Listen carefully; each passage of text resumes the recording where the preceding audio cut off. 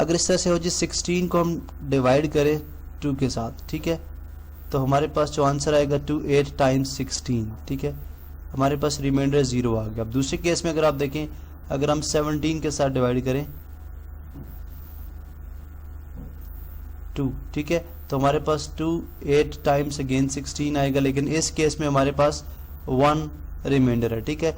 अब इनके नेम अगर आप लिखें, हम जो डिवीजन के अंदर कंपोनेंट्स होते हैं, ठीक है, इसको हम क्वोशंट बोलते हैं, ठीक है, क्वोशंट।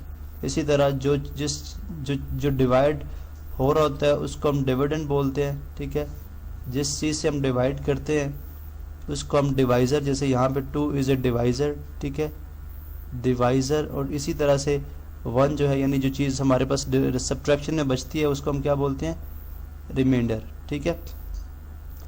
अब ये तो केस था। अगर हम इसको एक एल्गोरिथम फॉर्म के अंदर, या अगर हम इसको एक इक्वालिटी की फॉर्म के अंदर लिखना चाहें तो हम किस तरह लिख सकते हैं कि 17 जो है वो किसके इक्वल होगा, ये डिवाइज़र किसके इक्वल होगा, quotient into divisor, sorry dividend किसके इक्वल होगा, quotient multiply by divisor plus remainder, ठीक है, प्लस रिमाइंडर 1 है। बिकॉज अगर आप इन दोनों को सॉल्व करें तो 8 इंटू 2 16 प्लस 1 17, तो 17 इज इक्वल टू 17 आ जाता है। तो यहाँ से जो हमारे पास फार्मूला बनता है वो ये बनता है जी, dividend is equal to divisor, ठीक है, divisor into quotient plus remainder, ठीक है, प्लस रिमाइंडर। अब रिमाइंडर थ्योरम क्या कहता है, रिमाइंडर थ्योरम बेसिकली है क्या, रिमाइंडर थ्योरम ये कहता है जी कि फर्ज करें आपके हमारे पास एक पॉलिनोमियल है, ठीक है, आप इस कॉन्सेप्ट को आप माइंड में रखें और इसी की बेस पे हम देखते हैं कि फर्ज करें हमारे पास एक पॉलिनोमियल है जी पी ऑफ एक्स, ठीक है, पी ऑफ एक्स हमारे पास एक पॉलिनोमियल है, ठीक है, और इसकी कंडीशन हम ये कहते हैं जी कि पी ऑफ एक्स जो है ये किसी भी डिग्री की nth डिग्री की हो सकती है, nth डिग्री की, ठीक है, एक पॉलिनोमियल है, ठीक है। इसको हम डिवाइड करते हैं एक डिवाइज़र के साथ, लेट से x माइनस ए एक डिवाइज़र है जो कि लीनियर होगा, ठीक है, ऑलवेज लीनियर, यानी इसकी जो डिग्री होगी वो क्या होगी, 1 होगी, ठीक है। इस केस के अंदर हमारे पास जो रिमाइंडर आएगा, ठीक है, जो रिमाइंडर होगा हमारे पास, यानी r जो होगा that will always be a constant, वो हमेशा एक क्या होगा, कांस्टेंट होगा। अब जब हम कांस्टेंट की बात करते हैं तो कांस्टेंट में वो 0 भी हो सकता है और नॉन जीरो भी हो सकता है, ठीक है, लेकिन वो एक कांस्टेंट होगा, या जिसको हम कांस्टेंट पॉलिनोमियल बोलते हैं वो एक कांस्टेंट पॉलिनोमियल होगी, ये कांस्टेंट नंबर होगा, ठीक है। किस तरह से, मिसाल के तौर पर अगर हमारे पास लेट से अगर हमारे पास एक पॉलिनोमियल एक्सप्रेशन है, जैसे मैं लिखता हूँ यहाँ पे 9x², ठीक है, माइनस 6x प्लस 2, ठीक है, 9x² माइनस 6x प्लस 2, इसके साथ हम डिवाइड करना चाह रहे हैं, ठीक है, इसके साथ हम डिवाइड करना चाह रहे हैं x माइनस 3, ठीक है। अब हमने बात की जो हमारे पास डिवाइज़र है, ठीक है, वो हमेशा एक जो है वो लीनियर पॉलिनोमियल होनी चाहिए, ठीक है। तो यहाँ पे ये लीनियर पॉलिनोमियल है। इसी तरह से जब हमारे पास जो डिविडेंड है यानी पी ऑफ एक्स है, वो एक किसी भी डिग्री, सेकंड थर्ड डिग्री की कोई भी जो है पॉलिनोमियल हो सकती है। अब इस केस में अगर हम यहाँ पे लिखें तो ये हमारे पास पी ऑफ एक्स बनता है, ठीक है, पी ऑफ एक्स बनता है, इसको हम डिवाइड करा रहे हैं किससे, क्यू ऑफ एक्स के साथ, ठीक है, क्यू ऑफ एक्स के साथ, ठीक है।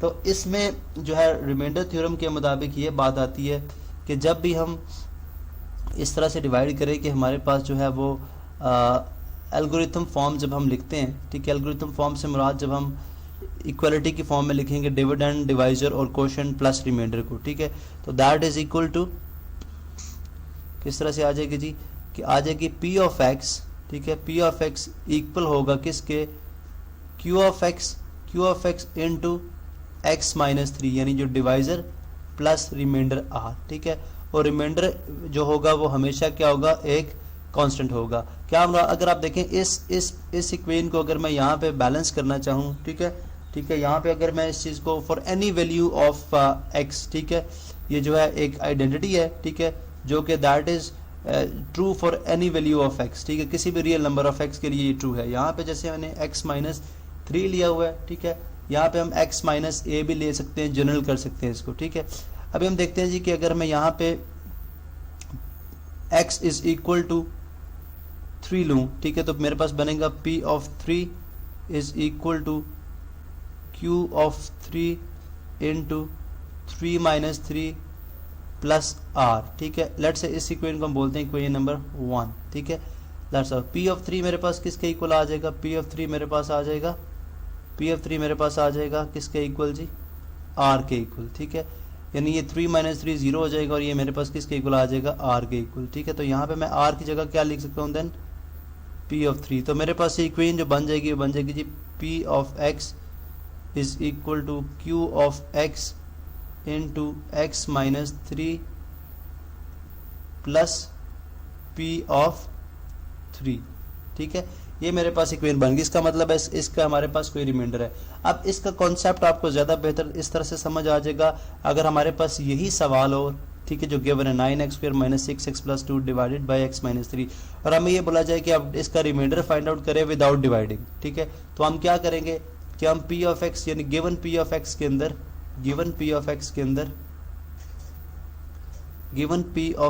अंदर जो कि है 9x² - 6x + 2, ठीक है। हम ये बात करते हैं कि जो है ये p ऑफ x जो है वो रिमाइंडर के इक्वल तब आएगी, यानी इसका रिमाइंडर तब हमारे पास आएगा जब हमारे पास x - 3 वाला फैक्टर जो है वो ये वाला पूरा फैक्टर 0 हो जाए, then p of x is equal to p of 3। तो अगर हम इसको 0 इक्वल रखें तो x इक्वल टू कितना आएगा 3। तो हम p ऑफ 3 के लिए फाइंड आउट करेंगे, ठीक है। क्या आ जाएगा 9 × 3 का स्क्वायर माइनस 6 × 3 + 2, ठीक है। तो ये हमारे पास नेक्स्ट क्या आ जाएगा 3 का स्क्वायर 9, तो 9 × 9 81, ठीक है। 81 - 6 3 टाइम्स 18 + 2। अगर आप इसको सॉल्व करेंगे 81 - 18 + 2 तो हमारे पास क्या आंसर आएगा 65। इसका मतलब है ये हमारे पास रिमाइंडर कितना आ गया 65। अब अगर आप इस इक्वेशन के लिए लिखना चाहते हैं इस इक्वेशन को तो बन जाएगी जी p of x is equal to q of x into x - 3 plus p of 3 कितना आ गया हमारे पास 65। तो ये एग्जैक्ट वो रिमाइंडर है जो हमने विदाउट डिवीजन हमने फाइंड आउट किया है।